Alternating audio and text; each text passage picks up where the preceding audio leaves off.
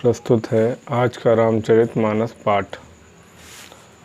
भयउ मनोरथ सुफल त्वय सुनु गिरिराज कुमारी, परिहरु दुसह कलेश सब अब मिली है त्रिपुरारी।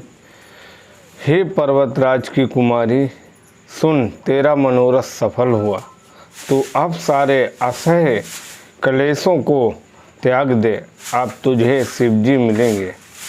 अस तपु काहू न कीन भवानी, भय अनेक धीर मुनि ज्ञानी। अब उर्धरहु ब्रह्मवर वाणी, सत्य सदा संतत सुचिमा जानी। हे भवानी, धीर मुनि और ज्ञानी बहुत हुए हैं, पर ऐसा कठोर तप किसी ने नहीं किया। अब तू इस श्रेष्ठ ब्राह्मण की वाणी को सदा सत्य और निरंतर पवित्र जानकर अपने हृदय में धारण कर। आवै पिता बोलावन जब ही, हठ परिहरि घर जायऊ तब ही।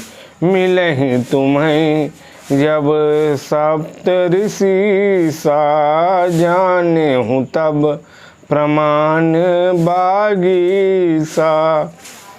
जब तेरे पिता तुम्हें यहाँ से बुलाने को आए तब हट छोड़कर घर चली जाना, और जब तुम्हें सप्तर्षि मिले तब इस वाणी को ठीक समझना।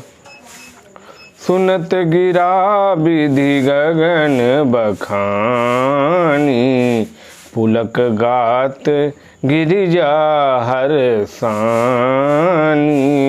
उमा चरित सुंदर मैं गावा, सुनहु शंभु कर चरित सुहावा। आकाश से कही हुई ब्रह्म की वाणी को सुनते ही पार्वती जी प्रसन्न हो गईं और हर्ष के मारे उनका शरीर पुलकित हो गया। याज्ञवल्क्य जी भरद्वाज मुनि से बोले कि मैंने पार्वती का सुंदर चरित्र सुनाया, अब शिवजी का सुहावना चरित्र सुनिए। जब ते सती जाई तनु त्यागा, तब ते शिव मन भयउ विरागा। जपहि सदा रघुनायक नामा, जहाँ तहाँ सुनहि राम गुण ग्रामा। जब से सती ने जाकर शरीर त्याग किया, तब से शिवजी के मन में वैराग्य उत्पन्न हो गया। वे सदा श्री रघुनाथ जी का नाम जपने लगे और जहाँ तहाँ श्री रामचंद्र जी के गुणों की कथाएं कहने लगे, कथाएं सुनने लगे। चिदानंद सुख धाम शिव भग विगत मोह मद काम, बिचरहि मई धरि हृदय हरि, सकल लोक अभिराम। चिदानंद सुख के धाम, मोह मद और काम से रहित शिवजी संपूर्ण लोकों को आनंद देने वाले भगवान श्री हरि को हृदय में धारण कर भगवान के ध्यान में मस्त हुए पृथ्वी पर विचरने लगे। कतहु मुनि न उपदेश ज्ञाना, कतहु राम गुण करहि बखाना। यद्यपि काम तदपि भगवाना, भगत विरह दुख दुखित सुजाना। वे कहीं मुनियों को ज्ञान का उपदेश करते और कहीं श्री रामचंद्र जी के गुणों का वर्णन करते थे। यद्यपि सुजान शिवजी निष्काम हैं, तो भी वे अपने भगवान और भक्त सती के वियोग से दुखी हैं। यही विधि गयउ कालु बहु बीती, नित नई होई राम पद प्रीति। नेमु प्रेम शंकर कर देखा, विचल हृदय भगति कै रेखा। इस प्रकार बहुत समय बीत गया। श्री रामचंद्र जी के चरणों में नित्य नई प्रीति हो रही है। शिव जी कठोर नियम, अनन्य प्रेम और उनके हृदय में भक्ति की अटल टेक को अब श्री रामचंद्र जी ने देखा। प्रगटे राम कृतज्ञ कराला, रूपशील निधि तेज विशाला, बहु प्रकार शंकर ही सराहा, तुम विनाश व्रतु को निर्वाहा।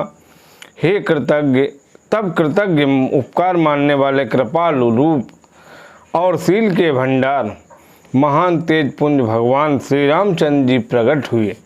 उन्होंने बहुत तरह से शिव जी की सराहना की और कहा कि आपके बिना ऐसा कठिन व्रत कौन निभा सकता है। बहुविधि राम शिव ही समुझावा, पार्वती कर जन्म सुनावा,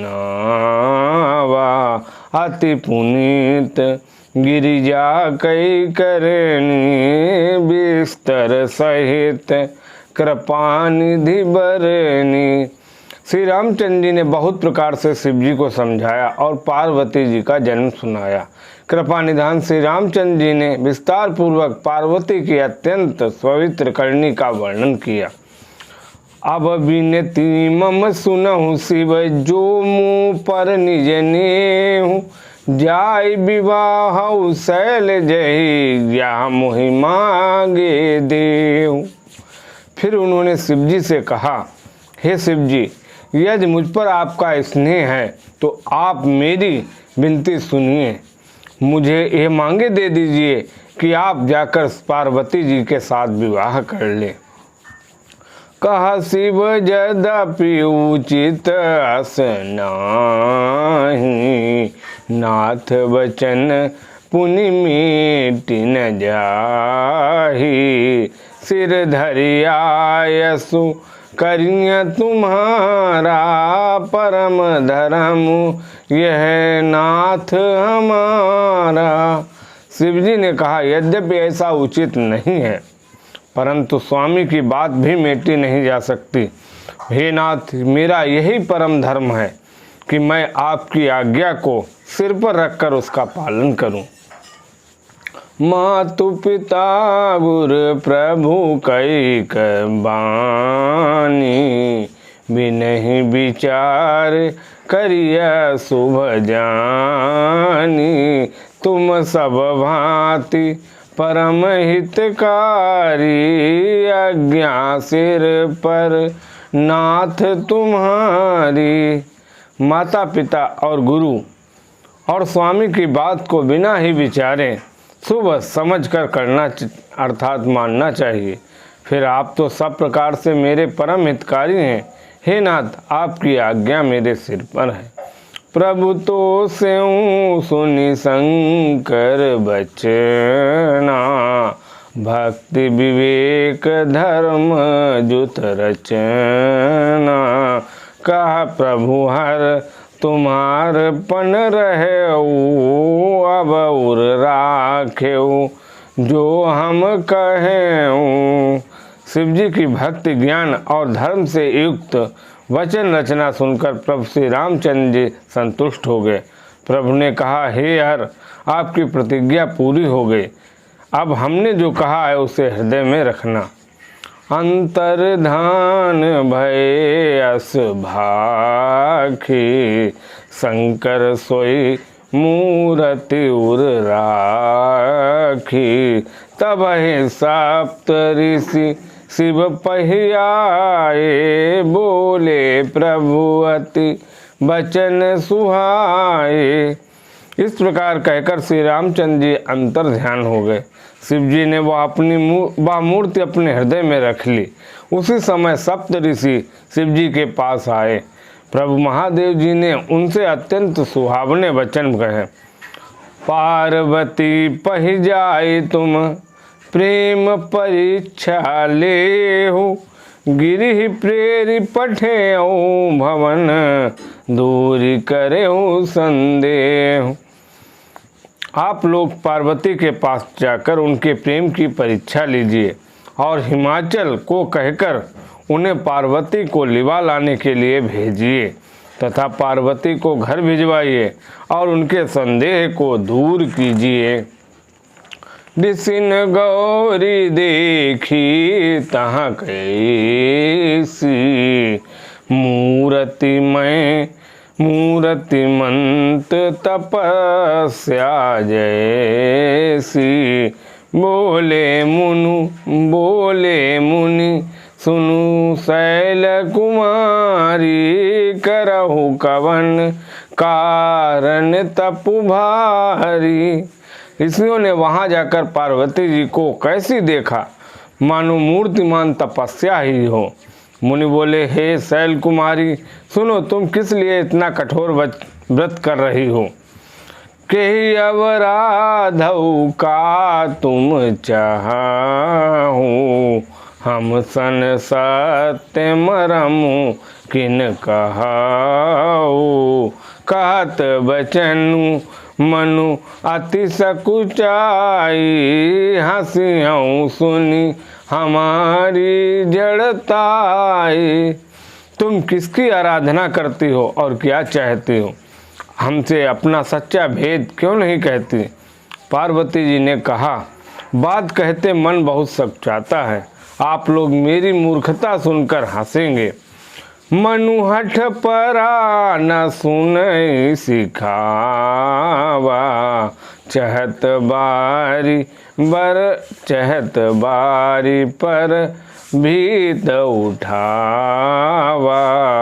नारद कहा, सत्य सोई जाना, बिनु पंखन हम चाहें उड़ाना। मन ने हठ पकड़ लिया है, वह उपदेश नहीं सुनता और जल पर दीवार उठाना चाहता है। नारद जी ने जो कह दिया उसे सत्य जानकर मैं बिना ही पंख के उड़ना चाहती हूँ।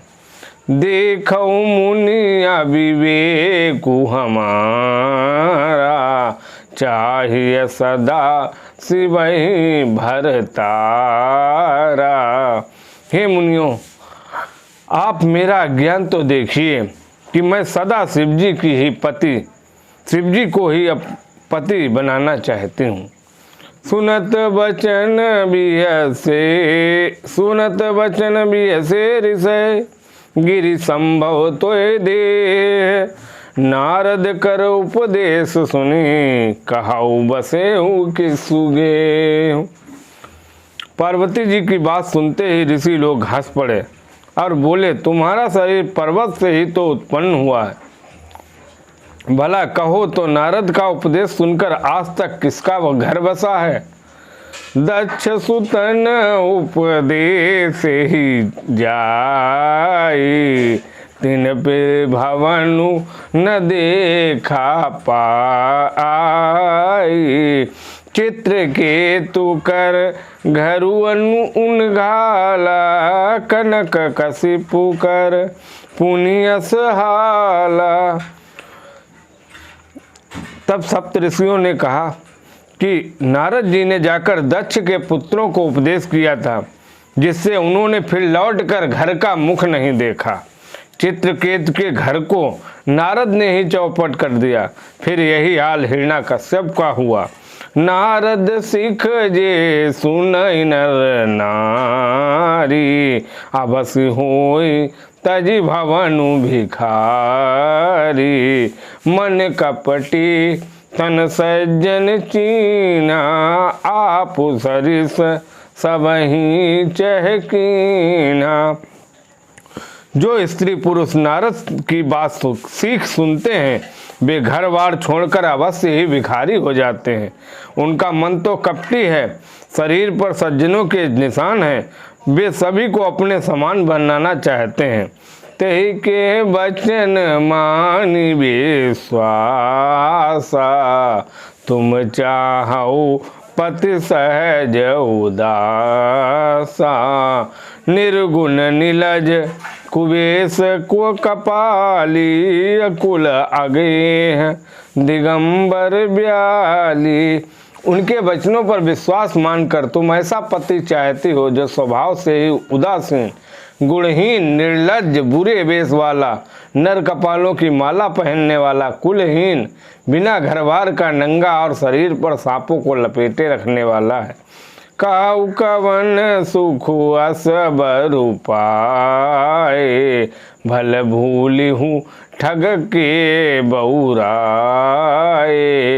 पंच कहे शिव सती विवाही, पुण्य वडेरी मरायन ताई। ऐसे वर के मिलने से कहो तुम्हें क्या सुख होगा। तुम उस ठग अर्थात नारद के बहकावे में आकर खूब भूली। पहले पंचों के कहने से शिव ने सती से विवाह किया था, परंतु फिर उसे त्याग कर मरवा डाला। अब सुख सोवत सोच नहीं, भीख मांगी भव खाए। सहज एकाकिन के भवन, कबहू की नारी घटाई। अब शिव को कोई चिंता नहीं रही, भीख मांगकर खा लेते हैं और सुख से सोते हैं। ऐसे स्वभाव से ही अकेले रहने वालों के घर भी भला क्या है, कभी स्त्रियां टिक सकती हैं। आज हूँ मान हूँ कहा हमारा, हम तुम कहूँ बरुनी का विचारा। अति सुंदर सुचि सुखद सुशीला, गावहीं वेद जासु जस लीला। तब सप्त ऋषियों ने पार्वती की परीक्षा लेते हुए कहा कि अब भी हमारा कहा मानो, हमने तुम्हारे लिए अच्छा वर विचारा है। वह बहुत ही सुंदर, पवित्र, सुखदायक और सुशील है, जिसका यश और लीला वेद गाते हैं। दूषण रहित सकल गुण राशि, श्रीपतिपुर वैकुंठ निवासी। असबरु तुम्हें मिलाऊ वाणी, सुनत बिहसी कहा बचन भवानी। वह दोषों से रहित सारे सद्गुणों की राशि, लक्ष्मी जी के स्वामी और वैकुंठपुरी के रहने वाले हैं। हम ऐसे वर को लाकर तुमसे मिला देंगे। ये सुनते ही पार्वती जी हंसकर बोली, सत्य कहाओ गिरि भव तनु हा, हट न छूट छूटे बरु देहा। कन कऊ पुनि पसानते होई, जा रे हूँ सहजु न परिहर सोई। आपने सत्य ही कहा कि मेरा यह शरीर पर्वत से उत्पन्न हुआ है, इसलिए हठ नहीं छूटेगा। शरीर भले ही छूट जाए, सोना भी पत्थर से ही उत्पन्न होता है, सो वह जलाए जाने पर भी अपने स्वभाव अर्थात सुवर्ण तत्व को नहीं छोड़ता। नारद बचन न मैं परिहरऊँ, बसऊँ भवनु उजरऊ नहीं डरऊँ। गुरु के बचन प्रतीति न जेहि, सपने हूँ सुगम न सुख सिद्धि तेहि। तब पार्वती जी ने कहा कि मैं नारद जी के वचनों को नहीं छोड़ूंगी, चाहे घर बसे या उजड़े, इससे मैं नहीं डरती। जिसको गुरु के वचनों में विश्वास नहीं, उसको सुख और सिद्धि स्वप्न में भी सुगम नहीं होती है। महादेव अवगुण भवन, विष्णु सकल गुण धाम। जेहि कर मनुरम जाहि सन, ते ही सन काम। माना कि महादेव जी अवगुणों की भवन है और विष्णु समस्त सद्गुणों के धाम है, पर जिसका मन जिसमें रम गया उसको तो उसी से काम है। जो तुम मिलते हो प्रथम मुनि सा, सुनती हूँ सिख तुम्हारी धरि सा। अब मैं जन्म संभुत हारा, को गुण दूषण करई विचारा। हे मुनीश्वरों, यदि आप पहले मिलते तो मैं आपका उपदेश सिर माथे रखकर सुनती, परंतु अब तो मैं अपना जन्म शिव जी के लिए हार चुकी हूँ। फिर गुण दोषों का विचार कौन करे। जो तुम्हारे हट हृदय विषेखी, रही न जाई बिनु किए बरेसी। तो कौति कन आल सुनाही, बर कन्या अनेक जग माही। यदि आपके हृदय में बहुत ही हठ है और विवाह की बातचीत बरेखी किए बिना आपसे रहा नहीं जाता है, तो संसार में वर कन्या बहुत हैं। खिलवाड़ करने वालों को तो आलस्य तो होता नहीं, और कहीं जाकर कीजिए। जन्म कोटि लगी रगर हमारी, बरहूँ शंभु नत रहूँ कुंवारी। तजऊ न नारद कर उपदेशु, आप कहाई सतवार महेशु। मेरा तो करोड़ जन्मों तक यही हठ रहेगा कि या तो शिव जी को वरूंगी, नहीं तो कुमारी ही रहूंगी। स्वयं शिव जी 100 बार कहें तो भी नारद जी के उपदेश को न छोड़ूंगी।